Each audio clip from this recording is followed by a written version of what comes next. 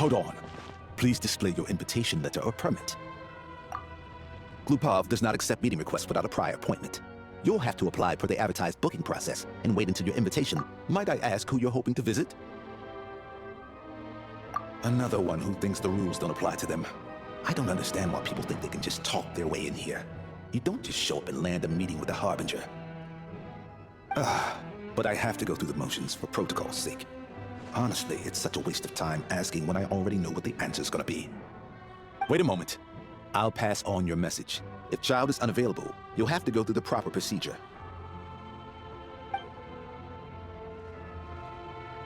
Lord Child is a busy man. He's probably not in Glupov at present. If I were you, I'd cut your losses. No point waiting any longer. Even if you two are old friends as you claim. Please understand that the Fatui harbingers are often busy with their official duties. They tend not to stay in Glupov for next time, stick to the rules. You'll make life easier for both of us, Greetings, Lady Marionette. I'll take care of our guest here. It's his first time in Snezhnaya, so it's no surprise that he doesn't know the rules yet. I trust no choice words have been exchanged. No misunderstandings I should be aware of. No, Lady Marionette. No incidents to report. Whew, that was a close call. Good thing I played it cool. Is that right? Good to know. Under the weather? That's hard to imagine. She's always buzzing with energy. I take it she's still adapting to the climate. Happens to a lot of people. It's even colder here than in Nodcry. Has she seen a doctor? I can get you one if you need. All right then. Well, let me know if you run into any other problems. Why else? I was just about to sit down for some much-needed tea time when I heard that an old friend of Tartaglia's had shown up outside. No appointment, nothing. And, as obnoxious as it may be to show up uninvited at Glupov, I couldn't help but take pity on the poor soul who was waiting outside in vain. Well, I felt our time working together in Nodcry warranted some courtesy. I couldn't exactly let you freeze to death out here in the wind. Unfortunately, I can't invite you inside either. The rules of Glupov wouldn't allow it, and as a harbinger, on the plus side, Snezhnograd actually has some class. Unlike Nasha Town. Torchlight Books has a very nice selection of teas and your treat, of course. Because I already wasted one perfectly good cup of tea today. I've ordered for the both of us. No objections, I assume. I'm sure you trust my taste. Okay, let's get down to business. I'm guessing you don't actually have any urgent business with Tartaglia, per se. You just want to take a guess. Of course you'd say that. You shouldn't underestimate Counselor Tartaglia. That's right. I'm sure you've heard of the Snezhnograd Vecha by now. Well, he's busy preparing some paperwork for their next meeting. They'll be discussing yet another extension to Project Stuzha. It's basically all anyone cares about in the Vecha these days. Yeah, he's more of the shoot first, ask questions later sort, isn't he? It all started with a very detailed letter that Capitano left for the jester, Piero, before leaving for Natlan. In that letter, he detailed the future arrangements for his subordinates. All of his key people were reassigned to Tartaglia.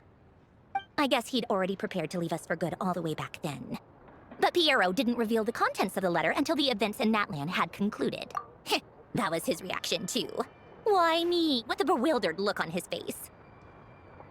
He'd always assumed Capitano looked down on him. He was a man who kept his thoughts to himself and barely spoke to him the whole time they'd known each other. But he occasionally brought Tartaglia along to my tea parties back in the day. So to the rest of us, it was clear that Capitano had quite a lot of respect for his young comrade. By the rest of us, I mean my tea party regulars. Arlecchino, Rosaline, and... actually, not Columbina. She was probably oblivious to it. Anyway, then the Liues situation happened. Normally, it took a lot to get under Capitano's skin, but that time he was furious. Basically, Tartaglia probably had the wrong idea about Capitano all along, right up until Piero revealed the letter he left behind. Capitano believed that despite Tartaglia's immaturity, he showed great potential. Plus, he possessed a kind of purity rarely seen among members of the Fatui. Yeah, it's one of the few things that I'd agree those two have in common. But there's one other reason why Capitano chose Tartaglia to assume command of his troops. He knew that after he was gone, several of the others would swoop in on his army like vultures. With the ones who stood to benefit the most being the Rooster, Pulcinella, and Regrator, Pantalone. Once they divided Capitano's troops between them, they'd be more powerful than ever. No one. So, you can see why Capitano chose to hand that letter to Piero, right? Exactly. Piero also needed to back a harbinger as soon as possible. And all things considered, even though Tartaglia has had the support of Northland Bank for a long time, he and Pantalone are ultimately not cut from the same cloth. I'd say Capitano made a good judgment call. Anyone else caught in this situation would probably feel like they'd been hung out to dry. His best course of action will be to distance himself from any shady business, while still maintaining friendly relations with Pantalone, but seeking Pulcinella's support at the same time. What's the point in having a tea party if you don't spill a little tea? Besides, none of this is confidential anyway. Ask any journalist out there. They'll give you all the lurid details. You'll see it firsthand if you ever sit in on a session of the Snezhnaya. All the factional strife, whether open or unspoken, it plays out for all to see in that one little room. Having a voice in the Vetcha is the only way to steer policies in your favor. So, every person in that room represents a particular interest group. Pantalone, for instance, represents the financial sector, and Tartaglia represents the Fatui soldiers. Personally, I have no interest in political jousting, but since I have a number of engineers and researchers under my command, I have to make their voices heard. Then there's Pulcinella, the linchpin of the Vetcha. He represents politics itself. Everything involves him, so nothing can bypass him. Any issue that comes up, he knows how to mediate. That's what the Tsaritsa values most about him. I'm starting to see why everyone is so frustrated with the way things are, but also powerless to change it. A complex web of interests connects all parties involved, and the Tsaritsa sitting at the top adds another layer of complexity. All right, I'm done carrying this conversation. Time for you to answer a question of mine. You must have known that you can get the info you needed from me. So why was... Jealous? As if. Wait. Oh, I think I know what it is. Columbina passed on my message to you before you left Notcry, right? I only meant you should be mindful of which side you're on. Is that actually why you didn't ask for me? Because you took that to heart? You... fair enough. It's not your fault. I blame all these politicians I've been hanging around with lately. Always beating about the bush when they talk. Anyway, just ask for my help next time, okay? Little things like this are no problem. Lady Marionette. What now? Can't you see I'm on my break? Whatever it is, just leave it on my desk. Sorry to disturb you during your break, ma'am, but I'm afraid it's an emergency. Isn't it always? I've told you before, fixing the tracks and transporting ice blocks does not constitute an emergency. The equipment in Svietlo-Lidovka is in urgent need of maintenance. With how the weather's been recently, we suspect that the cause is a buildup of snow, exceeding the maximum weight limit. The supports on one of the machines broke and fell, awakening a dormant beast and leaving many of the ice miners trapped in a nearby ice cave. Luckily, Odette's team was nearby and launched a rescue operation, but we're still facing a severe manpower shortage for both the rescue and engineering teams. I guess that's it then. Our tea party will have to end here. I'm the only engineer you'll need. Do you actually want to come with, or are you just saying that? Nice of you to return the favor. I'll have a couple of people look after Paimon. They can let her know that you had to step out for a while. Given how urgent this is, I'm sure she'll understand. And honestly, I'd rather have your help than anyone else's. Between your skills and experience, you'd be reliable help. Then let's go. You, take 2 people to Pavoye restaurant. Find his room and watch it like a hawk until we get back. If anything happens to Paimon, you'll be answering to me. Yes, Lady Marionette. They weren't exaggerating. This is really dangerous. It's a good thing only one of them broke. From what I've been told, most of the trapped miners are over in that direction. Yeah, you do that while I check the rest of the equipment. I'll evacuate the people around here as I go. Meet me back here as soon as you're done.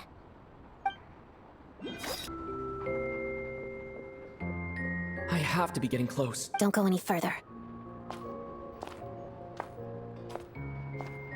It's too dangerous here. There's a highly aggressive monster on the prowl. You need to leave. Ah, I see. You're the backup from Snezhnaya. Well, I'm Odette. Good. So this is Odette. She was the first member of the Fatui on the scene. There are 5 people trapped in the cave. Monster type is unknown, and so is its location. Let's go. Every second counts.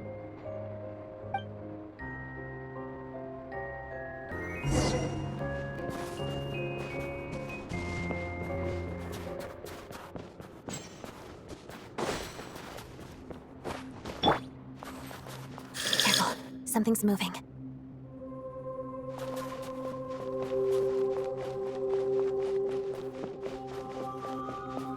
Let's begin.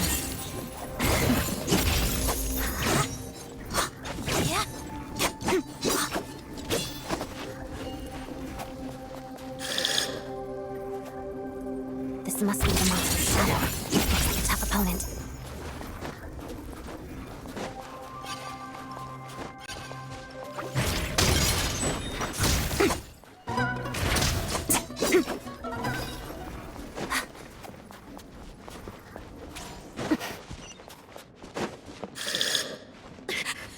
Stay back!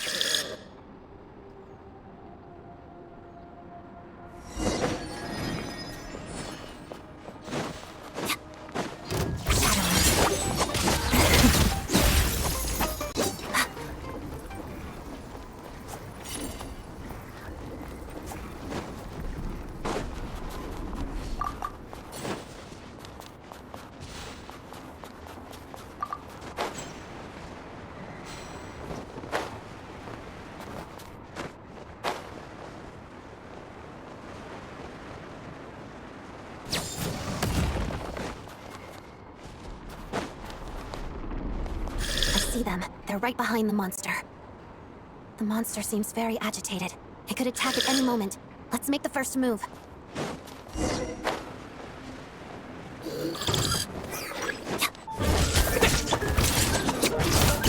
Let's make one.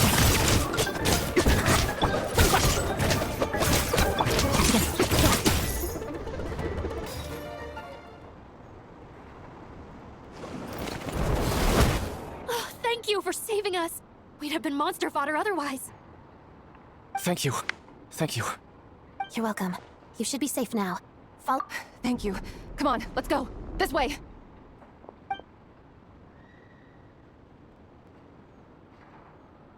I've searched the area. Pretty sure the monster made a tactical retreat. Yeah, but with us here, it won't be coming back anytime soon. It may be small, but don't be fooled. It's a ferocious beast. People are It's lucky we got here when we did. The trapped miners have been successfully evacuated. Time for us to leave. Wait, this place.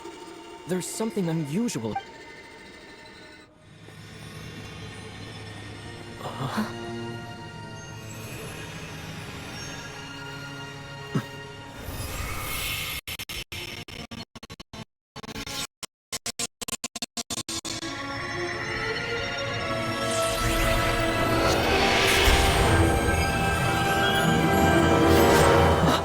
What is that? I don't know. It's back? Guess it has family.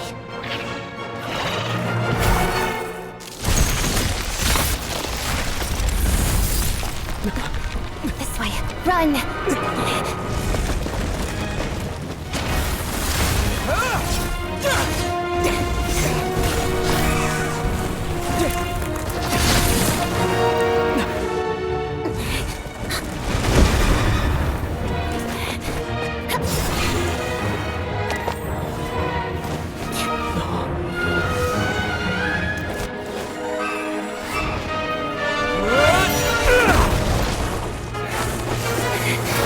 Thanks. Let's get out of here.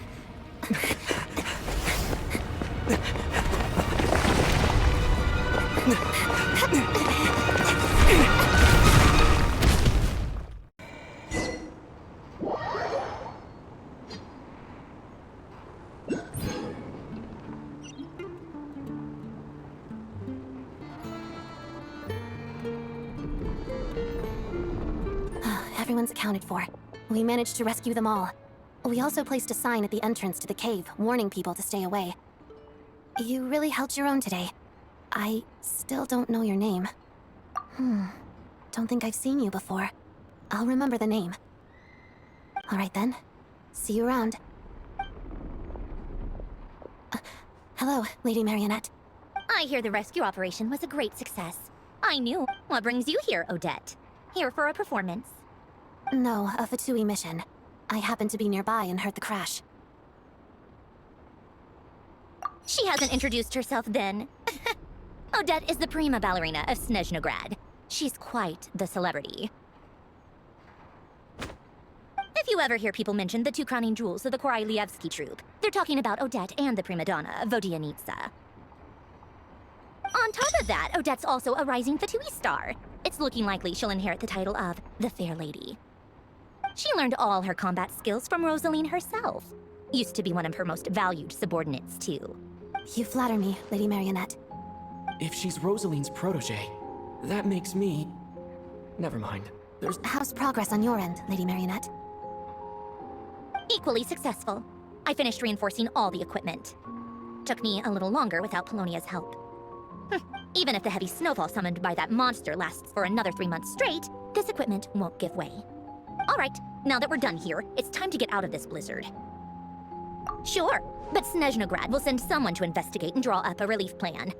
And I guess I'll have to write the incident report myself this time, since it involves a mechanical malfunction. First, Pantalone needs to approve the budget, then Pulcinella has to sign off on the plan. Once they've argued it out and reached a compromise, we can move forward. That's the rough process anyway. Could take anywhere from a couple of weeks to a couple of months, depending on how smoothly it goes. Yup, nothing we can do about it. There's a whole stack of incident reports like this back at the office. The snow has eased a little for now, but there's no telling when that will change with that monster still at large. Fuel for heating is in short supply, and relief is weeks away. There's no immediate threat to life, but still... It just feels like there should be a better way. Hey, quit daydreaming. Let's get back to Snezhnaya.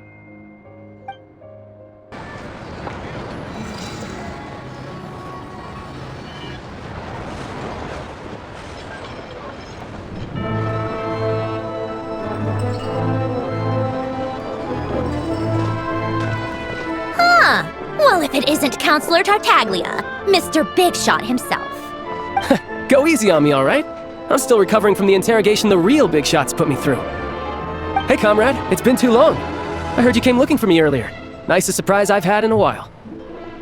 Good to see you too, Odette. I'm guessing you guys just got back from Sviatlo-Lajdovka.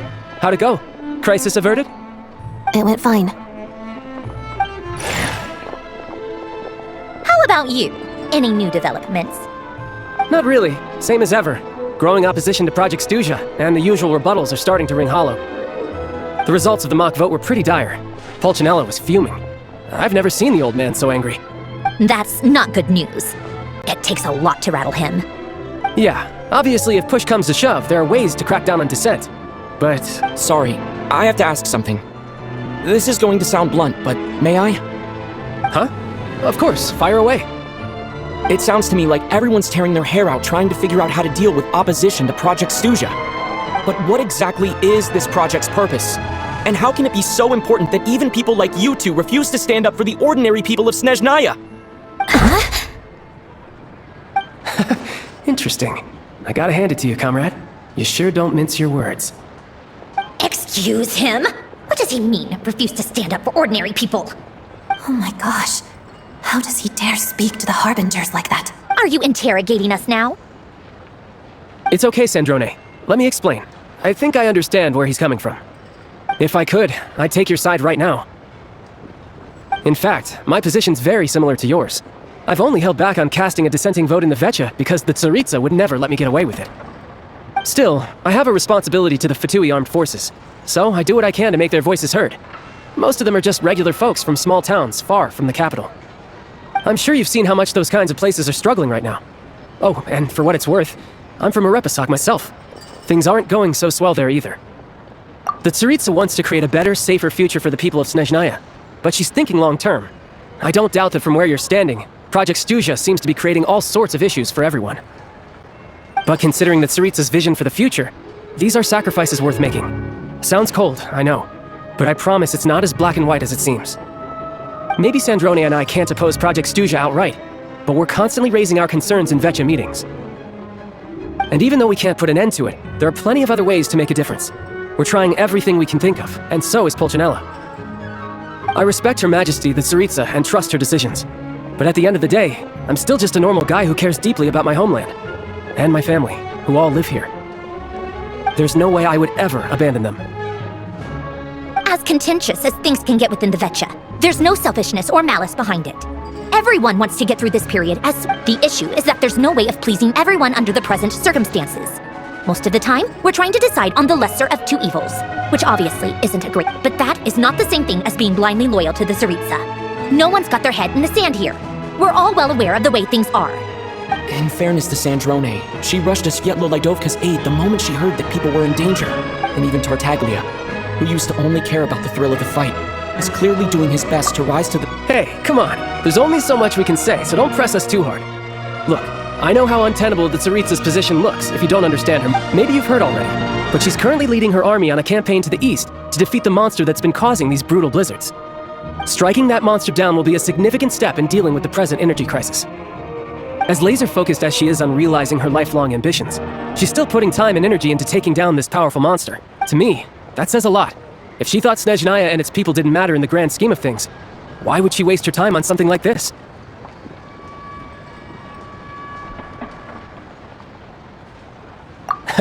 Thanks. I meant every word I said, though. I wasn't just trying to placate you. I've already done more than enough diplomacy for one day. I still think this adventurer raises a very important point. Our two harbingers have made their positions very clear. But there are many others in the Vetcha who must feel trapped and forced to vote against their conscience. I think it's a very valuable quality to be willing to speak one's mind, despite the risk of offending powerful figures. You can say that again. I highly doubt we'd feel the need to explain ourselves so much if we didn't know you so well. Forgive me, adventurer, but might I be so bold as to ask about your background?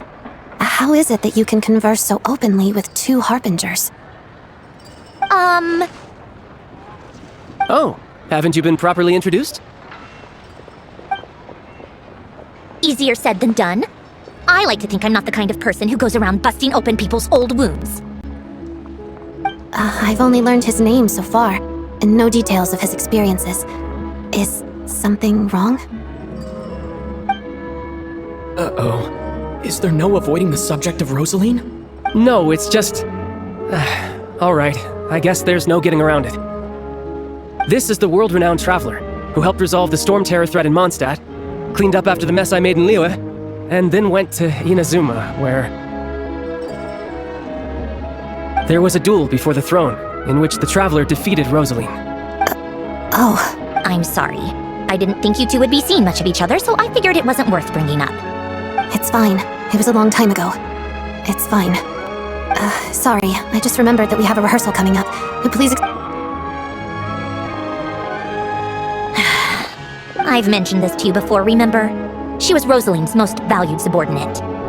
Not that Rosaline was really the type of person to make friends, but death has a way of resolving a lot of conflicts. Don't let it weigh on you.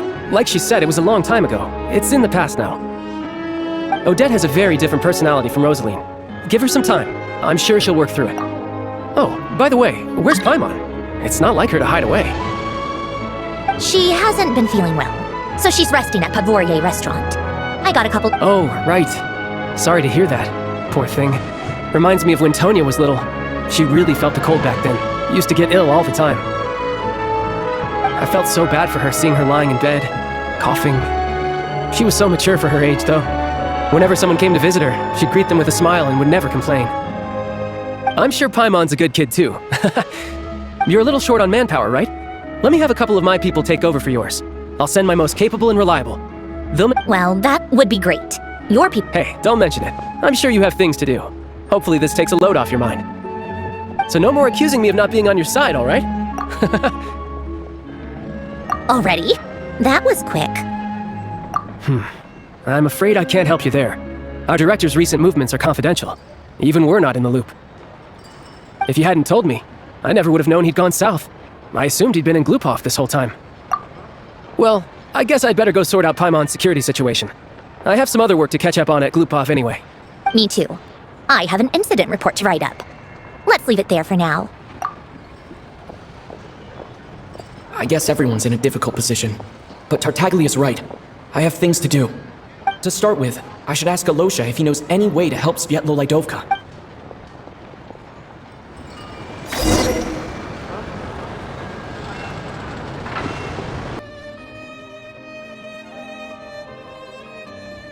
How strange. This sword seems to be vibrating of its own accord.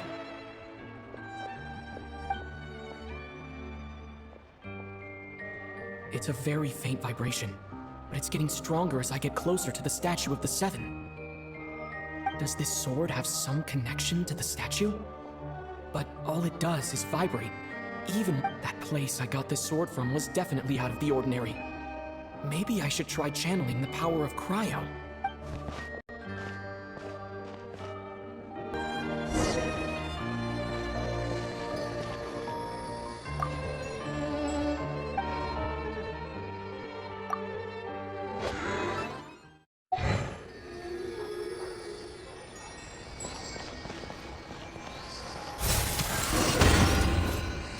is something special about this sword.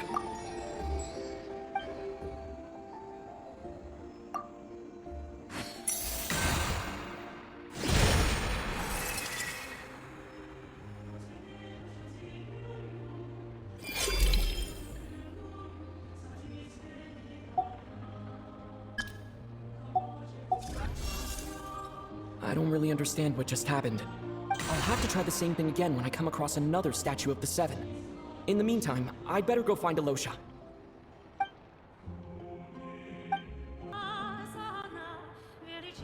Hello there. How can I help?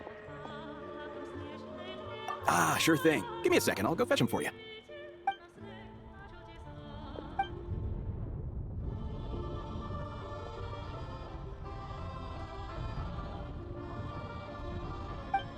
It's a familiar story. I've had similar experiences. Although Snezhnaya doesn't deliberately delay or withhold relief, those first few days of waiting for help are always the hardest. It's a fundamental contradiction. If emergency relief can't be delivered in time, what's the point in even calling it emergency relief?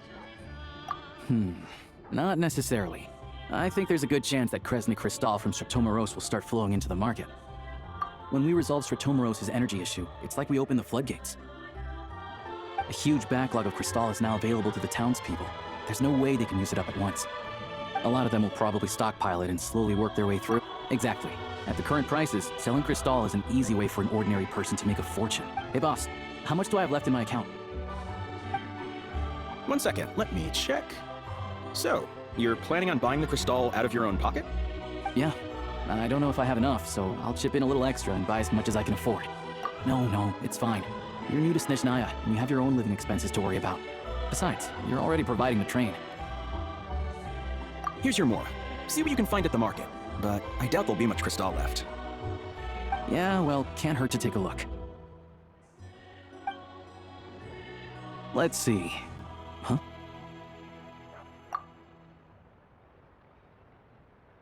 Oh, Alosha, and... Hello? I didn't realize you two knew each other. Yeah, I take on some odd jobs in the city to supplement my hunting income.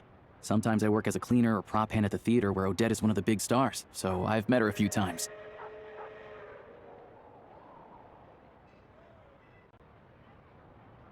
When the weather's as bad as this, it's better for a hunter to adapt than to keep looking for game.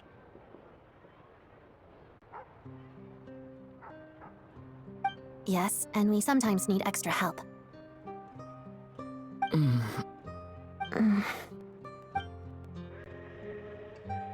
Wait, why is the atmosphere so awkward? I thought things went pretty smoothly in Svietlolaidovka. So, what brings you here, Miss Odette? Looking for some new props? No. After I got back to the theater, I couldn't stop thinking about the situation in Svietlolaidovka. So I decided I'd come here and see if there's anything I can do. You too, I presume. I suppose that's why you're here. I didn't feel comfortable expressing my true opinions in front of the Harbingers. Not least because ordinary Fatui like me don't even know what Project Snezhnaya is all about. Without knowing the full picture, I can't make sense of it. And at some point, if things are... So many people feel the same way. They wish they could do something, but all kinds of reservations hold them back. Explains why groups like the Rokat are springing up to fill the gap. Yes. Well, that's one option. But there are risks to consider with organizations like that. The Fatui does not encourage their activities. Right, because things can get out of hand, and it's hard to hold the right people accountable when they do. I've heard about a few cases like that.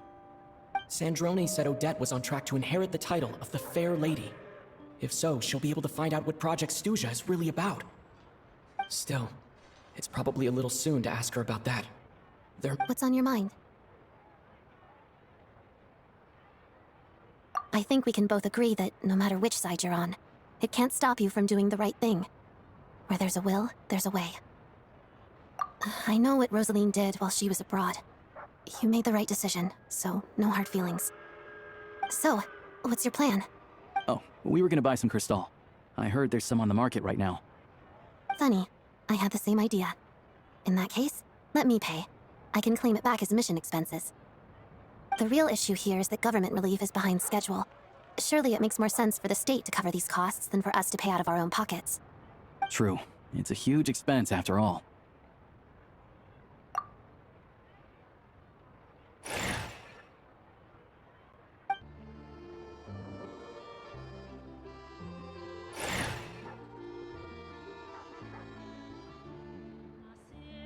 Let me see. I'll take... Right. Choose mission budget under the expense category, but be sure to specify emergency rescue operation in the description. Otherwise, the normal reimbursement limit will apply. Let's book this train.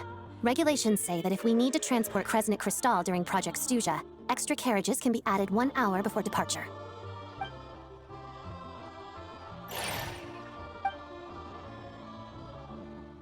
That should do it. The train will be escorted to its destination by Fatui guards. This is my first time seeing you handle Fatui affairs, Miss Odette. It seems you're as skilled an officer as you are a dancer. You flatter me. It's only because I've been doing both my whole life.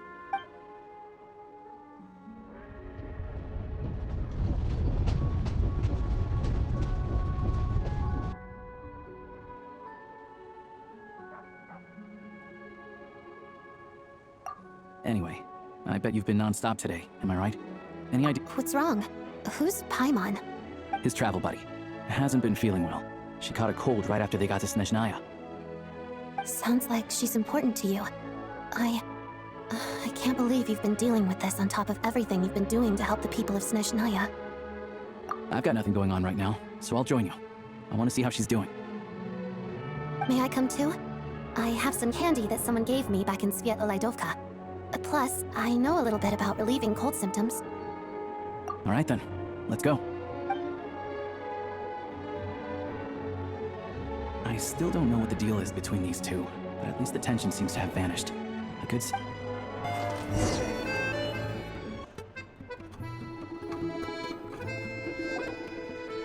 Hello. Sorry, but there's a sick person recovering in this room. Can I? What happened? Oh, please, excuse me. Are you the Traveler?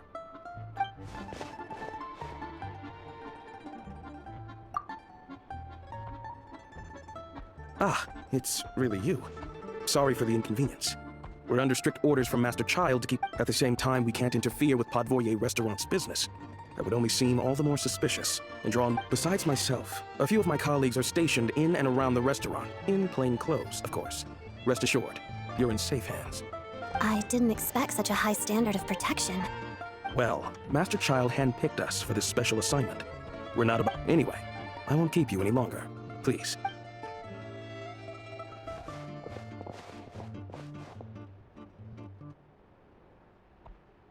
Traveler! Oh, Asha, you're back! Oh, hey! Who's our new friend? Hi, I'm Odette. The Traveler and I crossed paths a few times. Another friend from the Fatui, huh? You're practically a member yourself by this point. Paimon's definitely on the mend. We should be back to our usual travels in a few days' time. Seems like it's just...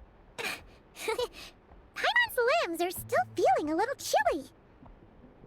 I have just the thing. Whoa! What's this? Is that a flame inside an ice cube? Wait, is this real ice? How's it not melting? All keen observations. You're right.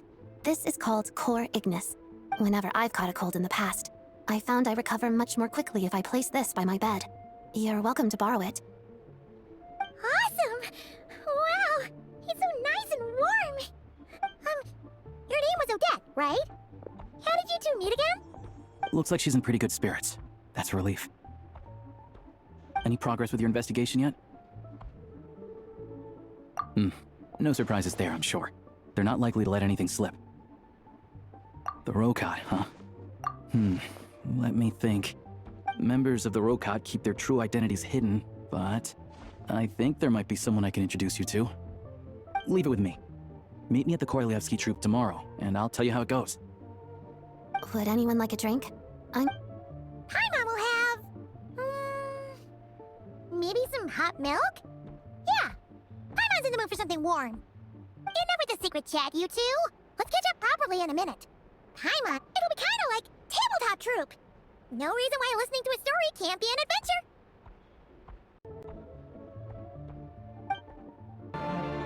Ah, you made it. I've got some tickets, and I managed to set something up with the Rokot. It'll have to wait until after the show, though. Happy to stay and watch? I doubt you've seen the Korolevsky Troop on stage before. Pleasure. Here, this is the way in. Please present yourself for a routine inspection in accordance with theater regulations.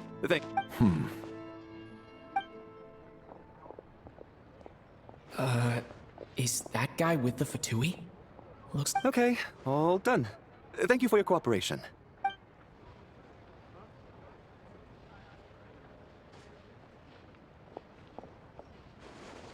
What's up? Everything okay? Snezhnaya's business and political leaders are always passing through here, so it makes sense that security's tight. Still, it's a little unusual to see the Fatui's Armory Palace guard here. You saw him, right? The guy right at the back. Strong, silent type. His name's Valeri. He's part of the Special Assignments Battalion, but I only ever see him here for one thing: to look for a guy named Mitya. Supposedly a researcher, though he never seems to put much time in at the office. The theater is one of his favorite places to hang out when he's playing hooky from work. But that's not for us to worry about. Let's go. The show's about to... What do you think? Pretty impressive, huh?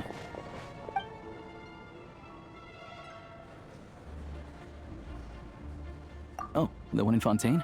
I hear it's iconic. Never seen it for myself, though. Here we are, just in time. Sorry, coming through. If you're gonna show up late, keep your mouth shut. What's his problem? Look, there she is. That's who I'm introducing you to later. She's the lead singer of the troupe, Vodyanitsa.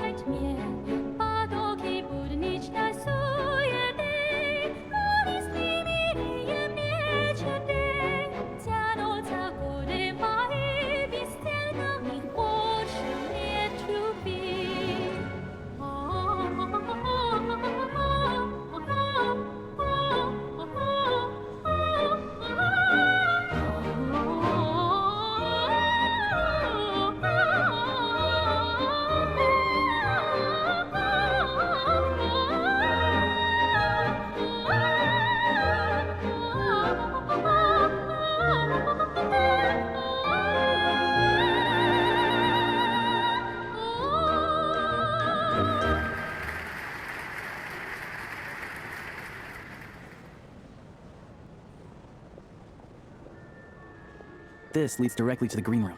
They're expecting us. Vodyanitsa will be waiting for us there.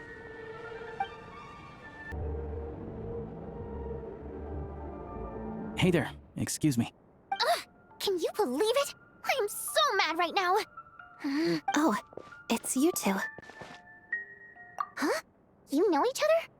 Oh, wait. Is this who you were telling me about? The one you met yesterday and couldn't stop thinking about? I never said that. Yes, you did. Why are you denying it? It was right before I went on that rant. Might I ask what brings you two here? Oh, I just brought him here to see the show. And when it finished, he was full of praise for Vodyanitsa's performance. So I thought I'd try my luck, see if we could get the chance to chat for a bit. Maybe... You work here. You of all people ought to know that's against the rules. It's not what the green room is there for. Oh, what's the big deal? Come on, don't be shy. I can give you an autograph. You can take a picture too if you want. Do as you please. I finished all my shows for the day. I'll leave you to chat.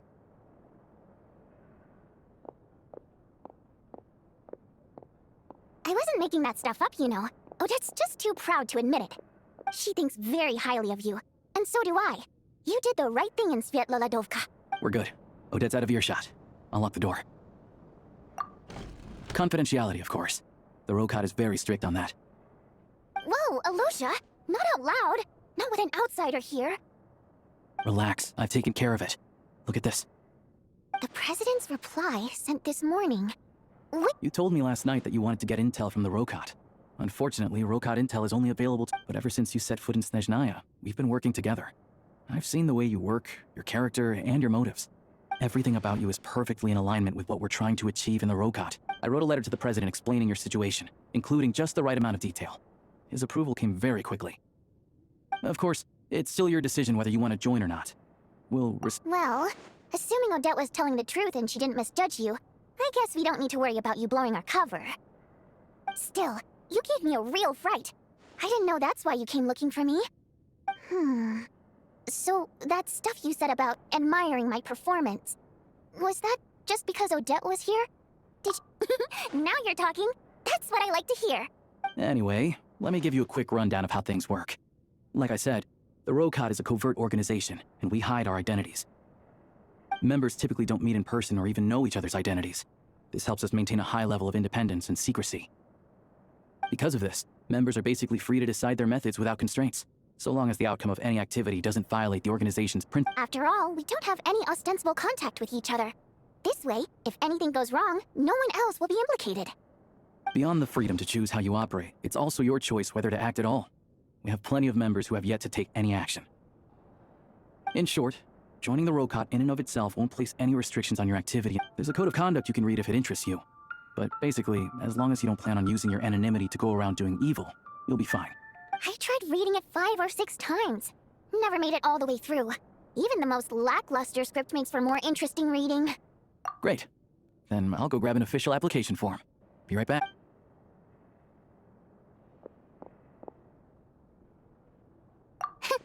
Well, Alosha has this pet dog, you see. His name's Tagarin, and this one time, Alosha brought him backstage. Tagarin took quite a liking to me, so I played with him for a little bit and fed him some treats. Then, the Rokot was out on a mission one day, and even though we were all in disguise, Tagarin recognized me right away. Just a coincidence, really. We didn't report it to the higher-ups, though, to avoid dealing with the fallout. Like, my job at the theater, for instance. I really needed to make ends meet. By the way, what were you complaining about just before we came in? Did everything go okay with Chuganov? Everything did not go okay. That's why I was so mad. I tried to make some small talk with him before I went on stage to fish for intel about the Iskra manufacturing plant. But he wouldn't take the bait. No matter what I said, he kept dodging the question. And then he started complaining. He said he didn't appreciate his second-rate seat in the stalls because he usually gets a private box. I mean, what did he expect? Everyone knows that if you want a box seat, you buy a ticket well in advance. But instead, he sends me a letter the day before the show when we're practically sold out. I had to juggle things around just to get him a half-decent seat, hoping he would appreciate the gesture enough to share some information. But nope, he didn't give me anything. Yeah, meeting Chuganov in person has definitely been a disappointing experience. Oh, you probably don't know who we're talking about, do you? Chuganov... To the citizenry, he's a family man and a kind boss. But our interactions with him tell a very different story. It's one thing to ask for a favor, but he acts like it's his right. He always expects special treatment. Take the ticket situation, for instance.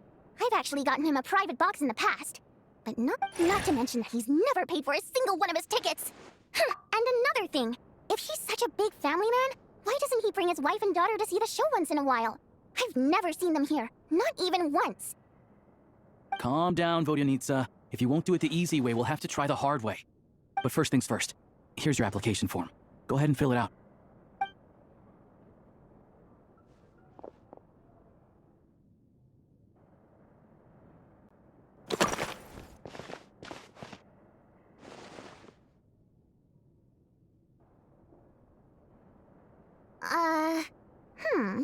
Looks like I'll need to make a few... Alright, now that we're officially Rokot comrades, I can tell you.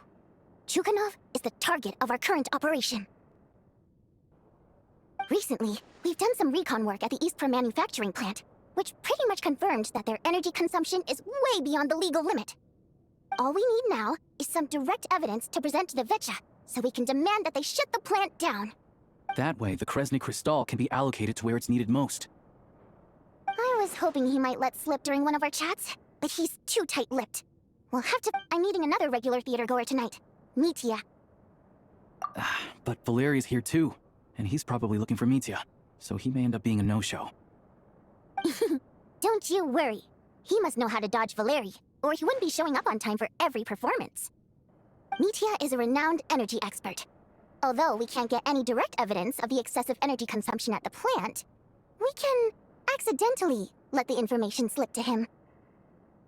The authorities should take someone like him seriously. So if he starts raising questions about energy use at the Iskra manufacturing plant, there will be a proper investigation. Also, we're not allowed on site, but he has clearance. So all we need is his cooperation. Yeah, so that's the other thing we're trying to figure out. Though I think we're far less likely to make any progress on that front. Still, I hear that Mitya is a bit of a chatterbox. So, who knows? Maybe if we catch him in the right mood, he'll let something slip. What do you think? Sound like something worth your time? Okay, in that case, you guys find a seat somewhere nearby. Pretend you're a couple of buddies there to eat, and keep your ears peeled for use. He's a huge fan, so I doubt he'll have his guard up around me. But you two need to be convincing. If he suspects anything at all, he Sure. Don't worry. We'll make a believable pair of buddies. Perfect! You've sold me already. Now, help me tidy this room up a bit before we head out. Okay. What needs tidying? Everything!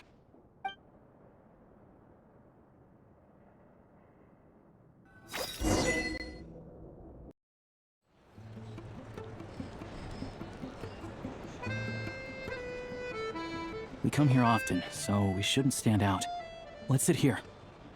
Now, it's up to Vodyanitsa. Let's see how the conversation goes.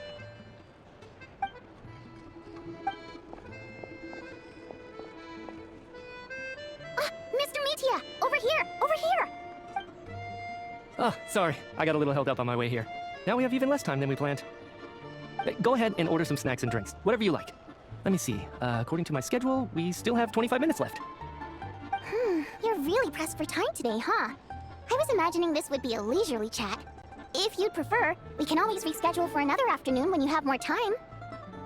No need. Getting to meet the lead singer is a very precious opportunity for me. I'm not about to pass it up. I've already had to decline your invitation several times because our schedules rarely align. If I don't grab this chance while it's here, who knows when the next one will come around? Well, it's very kind of you to make time just for me. I'm not too sure, to be honest. But Snezhnaya is full of weird and wonderful things like that, so people tend not to bat an eye. I'm sure the same will go for the Eye of Grey and Paimon.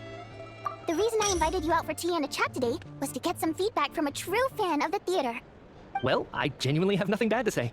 No matter how many times I hear you sing, it never gets old. It always seems fresh and new somehow. Maybe it's because the more times I listen, the more details I notice. Or maybe you simply improve with every performance, delivering it better each time. Thank you! I'm delighted to hear that! Could you give me any specific examples? Oh, yeah. The piece you sang today, for example. Beneath the Frozen River? Hey, what's with you? I'm just praising a good performance. I always used to find that such a bleak and lonely song. But the more you listen, the more you realize that it's not as cold and nihilistic as it appears. When you really dig down into it, there's a certain level where you're surprised by the emergence of hope. Wow, I'm impressed. I didn't expect you to pick up on that. Actually, I only tried out that angle after talking with a composer. Still, Beneath the Frozen River wasn't on today's program. Oh, really? But it's a classic. You sing it every time. Almost every time. Oh, well then. Let me say a few words about that other all-time classic, Flying in the Wind from the Mountain Sparrow. I didn't sing that one today either. My voice wasn't quite up to it, so... Oh, but, Sorry, Mr. Mitya, but you were at the theater today, yes? Of course I was. Remember? I said hello to all the troupe members before the show started. So what did Odette sing today? Elegy of the Snow-Winged Goose, of course. Correct. I see. You find my singing boring, don't you? That's why you don't remember a single song. No, that's not it. I swear. All right. I'll be straight with you. I'm sorry. My mind was wandering as you took the stage today. I enjoy watching your shows because the exquisite performances stimulate the mind. It always sparks some inspiration for my research. So, whenever I get stuck at work, I come to the theater for a change of pace. Odette's dance during the Elegy of the Snow-Winged Goose today was simply incredible. It got me wondering what she's been going through recently. That look of sheer defiance in the face of utter tragedy? It was so inspiring. I started scribbling. Not that I made a ton of progress in the grand scheme of things, but I still think it was productive. By the time I snapped out of it, the entire show had finished. So what you're saying is, you didn't listen to my singing at all? Unfortunately not. I'm sorry. I don't know which is more disrespectful. The fact that I don't always come for the show itself, or the fact that I missed your performance. Seems like things are getting a little awkward. Nitya just stepped into a conversational minefield. If there's one thing Vodyanitsa doesn't like, it's people who show disrespect for her performance. This meeting was so hard to set up. Don't tell me it's already falling apart. It's fine. I suppose this is affirming in its own way. At least, it shows that our performance really touches people's hearts, right?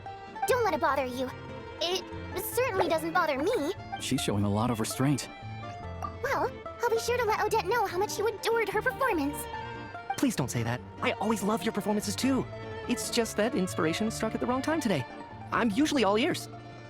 I know, I can tell. That's why I value your opinion. I'm sure some people can't stand it when others praise their coworkers right to their face, but not me. No, sir. Fair enough. I still feel kind of bad, though. But you know what I really can't stand? People who only show up to the theater to pretend that they're cultured. Oh, yeah, 100%. There are too many of those people around. By the time they're walking out the door, they've forgotten all about the what's wrong? You look furious. I don't know if you've heard about the boss of the Iskra manufacturing plant. He isn't even a theater investor, but he always demands the same privileges as Act-Box tickets only, premium drinks, even the right to request specific songs. Well played, Vodyanitsa. Seems like she's harnessing her rage to steer the conversation. Now that you mention it, I've interacted with that guy before. I gotta say, everyone holds him up as an example of a benevolent businessman, but I don't know. I don't see it. Yeah, he couldn't care less about what's happening on stage. He's just there to flaunt his social status. I hate that I have to prepare programs for guys like that. What's the big deal with that factory he runs anyway? I asked around a bit and heard some pretty shocking stories. Sounds like he's just another greedy capitalist. Oh, really? Yep, the things people are saying are pretty damning. Low wages, insanely long working hours, equipment running around the clock. And as if that's not bad enough, he also— Project Stuja has now been extended so many times, we're at the point where crystal rations for the common folk are barely enough to survive on. Yet if the rumors are true, he's in serious violation of the law. Interesting. So you've heard about it too? What? So it's really true? Who knows? I've only heard the same rumors you have. But there's no smoke without fire. The Rooster's been coming down on us hard lately, demanding that we track and trace every single batch of Crystal. My coworkers in the Department of Energy have been tearing their hair out over it. The Rooster? I didn't realize he cared that much. Yeah. Even though there are no restrictions on Crystal trading, the poor will wind up freezing to death if we let the rich buy as much as they want. That's clearly unfair. Looks like we'll need to arrange an investigation into the Iskra manufacturing plant as soon as possible. I never knew you kept up with current affairs beyond the theater, Miss Vodyanitsa. You really have a heart for the common person. Most Fae in your position have long been indifferent to the plight of humans. Well, those of us who choose to live in human cities are naturally going to pay attention to any significant upheaval. Isn't the Rooster a Fae himself? I'm just surprised to learn that even someone with as much experience as him is getting so stressed out over Project Stuja. What is the end goal of this project anyway? This is it. I'm sure Mitya can sense on some level that she's fishing for information. But since their conversation is so relaxed, he might just let something slip. It's stressing me out too. If I'd only made better progress with my research, things wouldn't have dragged on this long. Oh, so your work is related to Project Stuja? That's right. The Armory Palace needs a brand new energy source, not the power of the Light Realm and not elemental energy. Right now, the only thing that meets the requirements is the power contained within stellar linchpins. But harnessing that power is costly. Each step of the process requires enormous amounts of Kresnik crystal, from extraction to quantification to attempts at conversion. Progress has been painfully slow, and the team is getting burned out as time goes by. Sometimes, I see people staring into space, as if in a trance. Could it be that this new energy source had— No, it doesn't affect us, because the energy is used for— Okay, I got it! Stop choking me! Sorry, I can't talk about that. I think we're all just exhausted. We've been working ourselves to the bone for so long, with so little progress to show for it. It's no wonder people are struggling to stay motivated. Seems like I owe you an apology. I shouldn't have gotten so mad at you for not paying attention during the show. Don't worry about it. I count myself lucky, to be honest. I don't envy the people who work closely with the Tsaritsa herself. I'd much rather be in my current position. At least So they're trying to develop a completely new kind of energy. Yeah, censored by a scarf. Who would have thought? Oh, dear. It looks like my time is up. I'm afraid I have to leave. I'm so sorry. We ended up barely talking about the theater. That's okay. It was a pleasure chatting with you, really. Let's make up for it next time. Yeah, hopefully once the work pressure eases up a little, I'll be able to focus more on the performance, and then we'll have more to discuss. We touched on some confidential issues today. I'd be grateful if you could keep it between us. That could have gone worse. Nice job. Why was Mitya in such a hurry? Sorry, routine inspection.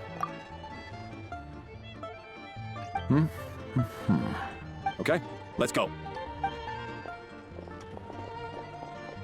So So he wasn't rushing to get back to work. He must have calculated that Valeri would find him here in exactly 25 minutes. That's frighteningly accurate. One of the main duties of the Special Assignments Battalion is to ensure that important figures stick to their schedules. All right, time for us to get going too. Excuse me, check please. We'll settle our check too, then. Oh, hello there. Mr. Mitya paid the check before leaving. He also asked me to pass on a message. He said it was an honor to share his tea break with Miss Vodyanitsa and her 2 friends. Wait.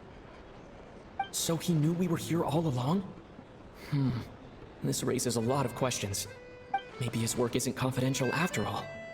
Maybe the key here is the purpose of this new energy. I guess that's the next thing to look into. Vodyanitsa and Alosha have left.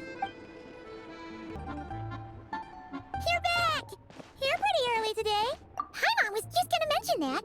After she woke up today, Paimon felt like her temperature was completely back to normal. But still, there's some good news.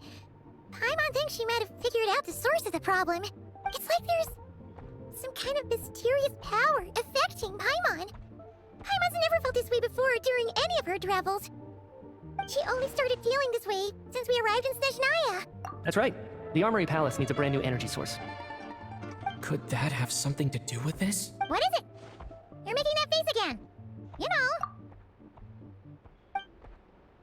So, they're trying to develop a new energy source here? And you think that might be why Paimon's feeling unwell?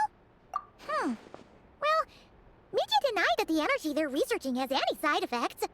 Although, he did say that people working on the project have been having issues with their concentration and short-term memory. But even so, those are completely different symptoms from Paimon's. It's pretty faint, so it's kind of hard to tell. But sure, Paimon's with you there. But how, though? The robot only has a limited amount of intel. Oh, great point!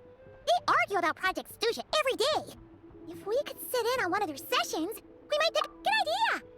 Oh yeah, while you were out, Paimon tried all the yummiest looking desserts in the Podvoria restaurant.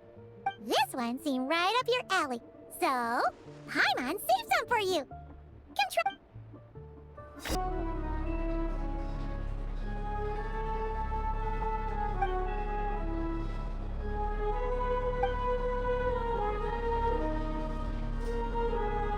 In summary, the energy management commitments made for the outgoing period have been delivered upon.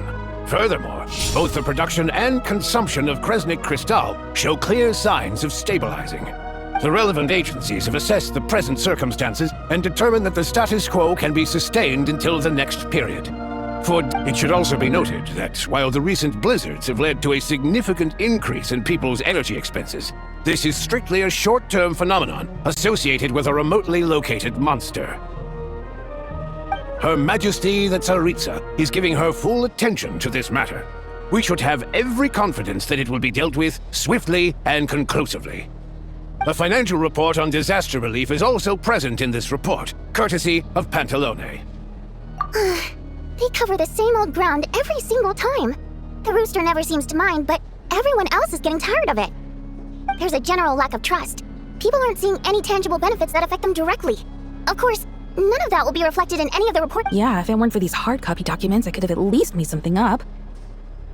Oh, don't mind me.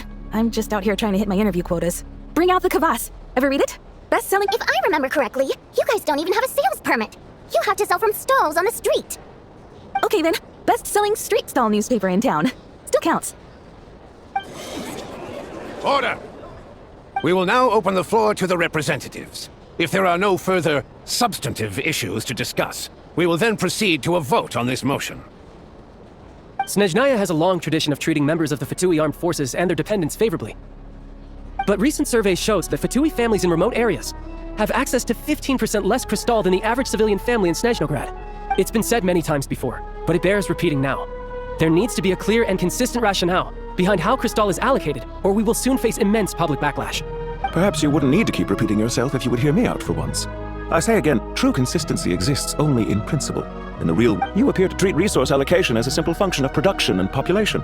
So what about when the equipment used in production breaks down? Have you factored that into your equation? And do you even know how long it's been since Snezhnaya last conducted a census? If I knew the answers to questions like that, I'm sure I'd be a very wealthy man. And I doubt I'd be going by child. I'd like to bring the focus back to the specific issue I raised. Or do you wish to deny that favorable treatment for Fatui dependents is our long-standing policy? It's easy to be a critic when there's no accountability. That seems to be a running theme in the anti-Project Stuzha cohort. Defeat the ringleader and all other problems will magically resolve themselves. That's what they seem to think. But in case you aren't aware, not one jot in my report would change whether Project Stuzha continues or not. So you have no intention whatsoever of finding a solution to this problem? On the contrary, I'm the only one here who ever brings solutions. Child opened by speaking up for the armed forces. Regraders struck back with style and a war of words ensued. Our reporter was live on the scene to get the audience's reaction as it all unfolded. Who do you support? The people have spoken! Child received raucous applause from the crowd as he pushed Regrader onto his back foot with a relentless barrage of questions. Now you see why they don't have a sales permit. However this reporter wants to spin things, I haven't forgotten that Tartaglia was representing the Northland Bank when we first met in Liyue. So surely, their relationship can't always have been this strained. You two are getting off topic. Let's focus on what the data is saying. Mr. Pantalone, may I speak on your behalf? Oh, please do. I'm more than happy to save my breath. Crystal distribution policy undergoes modifications with each new period. The ultimate goal being to find the most reasonable method of allocation, which I believe is what Mr. Tartaglia also... But I fear many may have been misled on this topic by extremist activists. To clarify, Project Stuzha is not the root cause of the problem. It is merely a framework for resource distribution. The most recent reports all point to Snezhnaya's resilience and adaptability during this period of fine-tuning, and give clear indications that a distribution framework is improving with each iteration. To make drastic adjustments without first considering the risks would likely do more harm than good. It would be a waste of the hard-won experience we've gained to date. Renowned scholar of finance, Arapov spoke up to clarify the fiscal logic, clearly alluding to social organizations like the Rokot in his words. With the notorious Lelex still active to this day, should the Rokot be held responsible? No, there is someone else to blame. She's just rephrasing what Mr. Pantalone said. The Rokot are the critics he accuses of taking no responsibility for their actions. As for Lilik, you won't have heard of him yet. He's currently the most famous member of the Rokot. Well, more like infamous. Ending Project Stuzha has become an obsession for him. Unlike the more decent ones among us, he believes that votes in the VII are all that matter. So whether it's threats, coercion, or bribery, he'll use whatever means necessary to get people to change their vote. And since we're already on the subject, what do you think of Lelek's methods? Are you for or against? Despite a handful of detractors among the audience, the people overwhelmingly support Lelek. At least someone here wants to take this discussion seriously. I've been considering that issue myself. I think it would be easiest to let the Fatui handle it, since they're already in charge of Crystal shipments anyway. We may as well get them to collect some data while they're at it. Whatever you need, you can ask the Fatui to look into it for you. In terms of supervision, I think the Druzhna would be a good fit. I had hoped to discuss this with Miss Vesna, but sadly... I will be happy to take a note of your suggestions and present them to Commander Vesna for a decision upon her return. The Commander has always taken a keen interest in Project Stuzha. However, given the Druzhna's demanding workload, I'm afraid it may prove difficult for them to... Let us refrain from jumping to conclusions until a concrete and actionable plan is in... My apologies, Lord Rooster. There are numerous issues to address here, including manpower, time sensitivity, and reporting lines. Nevertheless, I support drafting a proposal. Follow the usual procedure, and it can be raised as a new motion for all parties to evaluate at the appropriate time. In that case, I'd like to share one thought before the proposal is drafted. The issue of time sensitivity was raised just now, which I presume relates to the official reports. In fact, the Energy Commission already collects regular statistics on each urban center and its surrounding area. Would these be of any use? That's a good idea. I read every issue of Svietlo Lidovka's report, and although my focus is mostly on the section about equipment operation, the energy consumption statistics also yield a lot. Be that as it may, does no one see an issue with using local data to determine Crystal quotas? In the long term, it seems like a very risky solution. Not if they are used purely for reference. So long as we have the report from the Northland Bank's headquarters to corroborate it, no one will be able to fool me. Very well then. It appears that this arrangement is acceptable to all parties. Yeah, sounds good to me. The members reached a provisional consensus on the issue of improving treatment for Fatui soldiers.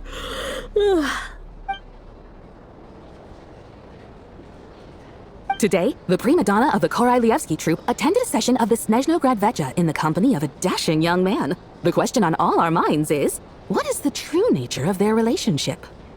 Write anything like that again, and I'm revoking your permission to interview the troupe. Got it?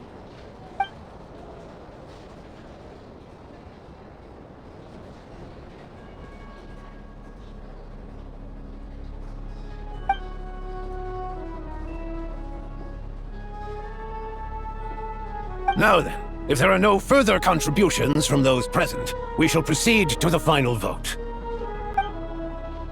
Hey, check it out! What made him vote against? Why now? The votes have been tallied. Those in favor of continuing Project Stuzha total 61%, securing a clear majority. That was too close. The margin has shrunk yet again. Chuganov was a huge loss. I'll bet Lelik is behind this. I wonder how Pulchinella will respond this time. Chuganov. I see. Lelik strikes again. Yes, go, Lelik. Once Project Stuzha is defeated, our unwavering support at Bring Out the Kvass will finally pay off when we make our comeback. In accordance with the result of this vote, Project Stuzha will remain in effect until the next VII period. Finally, we debate only for the greater glory and solidarity of our nation. May the aurora shine ever on, and the tundra always stand firm. The session is concluded. I have to say, well, in principle, Snezhnaya's business and political elites ought to be the ones least likely to oppose it. As we heard, Project Stuzha is basically just a resource distribution framework that requires everyone to cut back during the winter. But even if the policy got cancelled, the Tsaritsa's energy needs wouldn't suddenly go down. I got a letter from Mr. Mitya just before today's session. He said he's confirmed that there are issues around overtime and excessive energy consumption at the Iskra manufacturing plant. In a situation like this, once the Rooster receives the report, he'll order the factory to halt production and submit to an investigation before issuing a penalty. But that's a week-long process, and thus didn't make it onto the VII agenda this time. I don't think he suspects anything so far.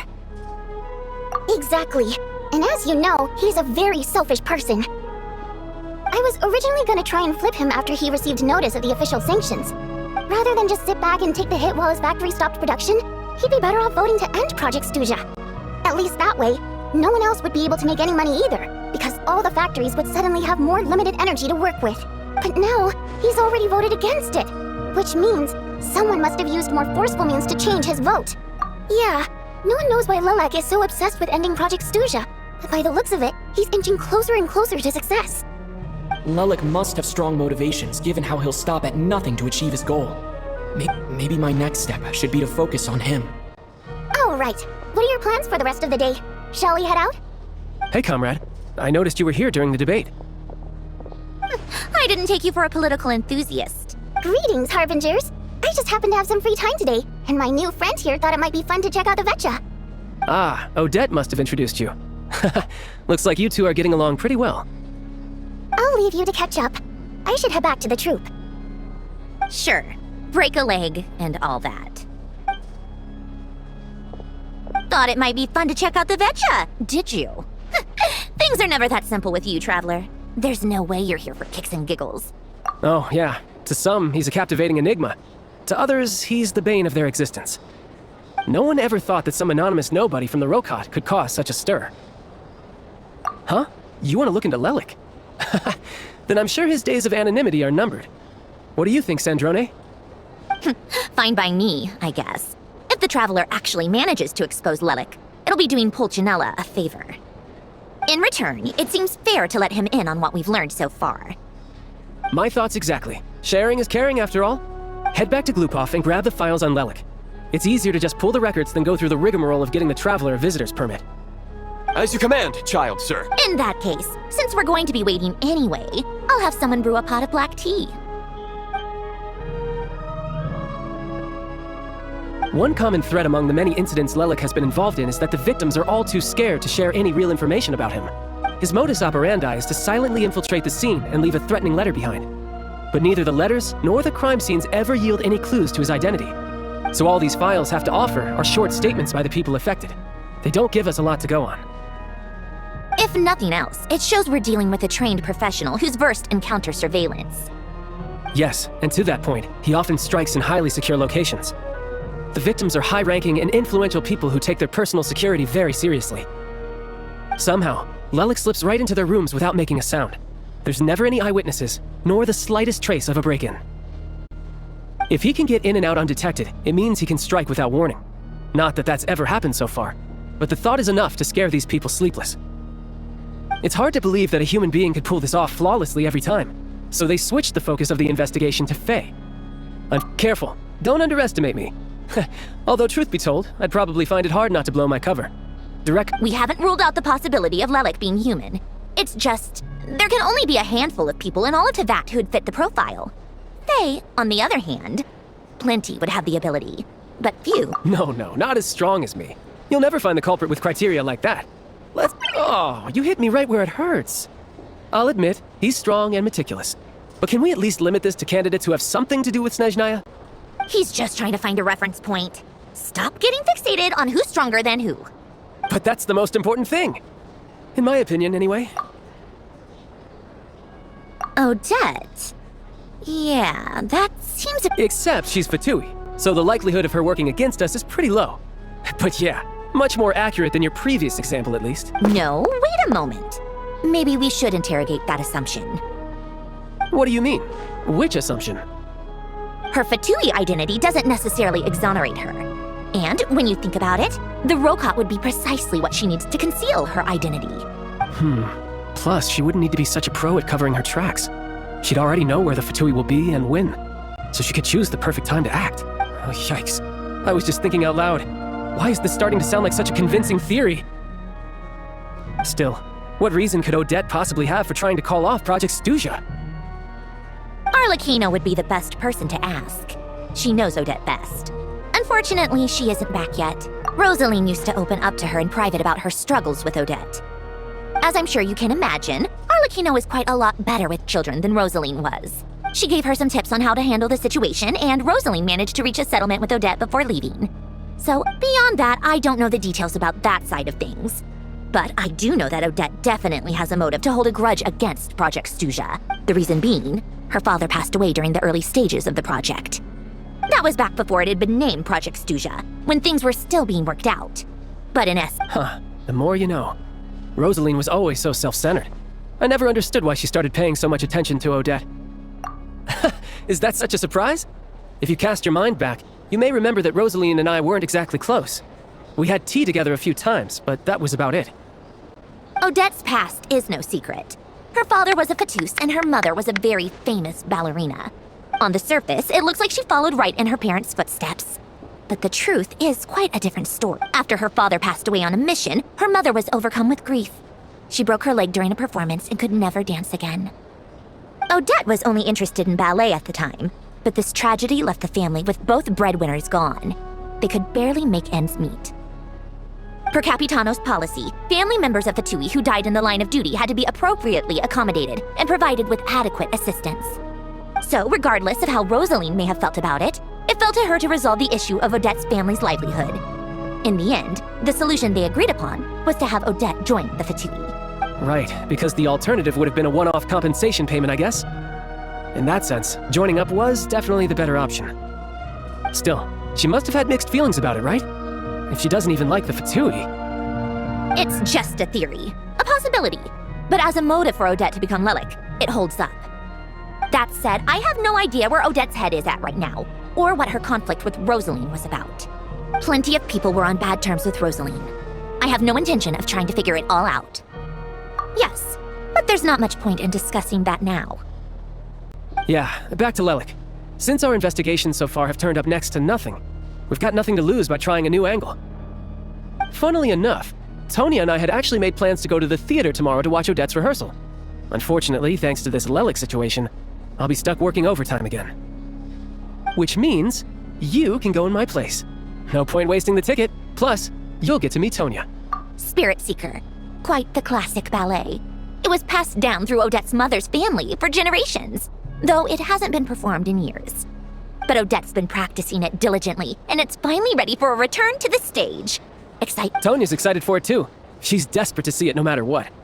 Personally, it's not really my kind of thing, but since she's my little sister... I've actually seen it several times before. The story's pretty straightforward. The lead character follows a trail of clues left behind by a spirit, gradually recovering her memories along the way. It's a tale of love and regret. So not exactly reinventing but when that classic melody kicks in and the lead character begins to dance. Not an easy dance to do justice to, though. I know it's always been Odette's dream to perform this piece, but I'm not sure she's really ready. In that case, I think that even if she is Lelik, we should wait until her performance is over before we respond. I'll let you take it from here, comrade. Sounds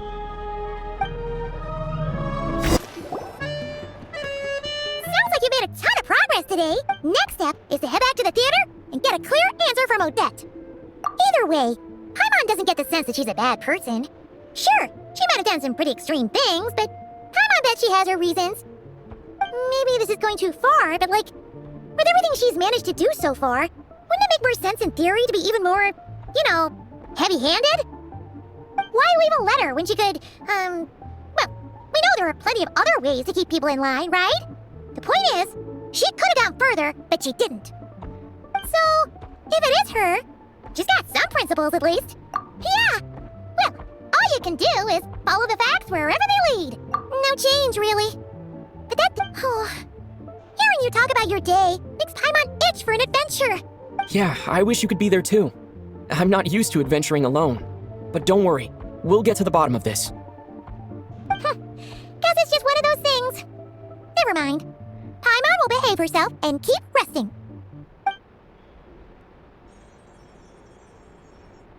If Odette is Lelik, she may well have inside information on Project Stuja.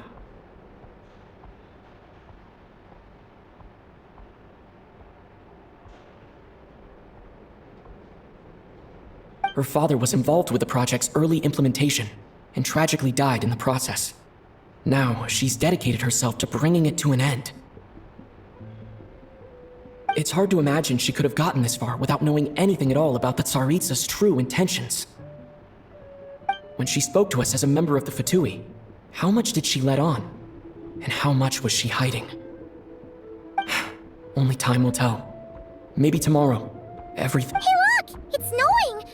Could be a tough day ahead. Make sure you wrap up warm tomorrow.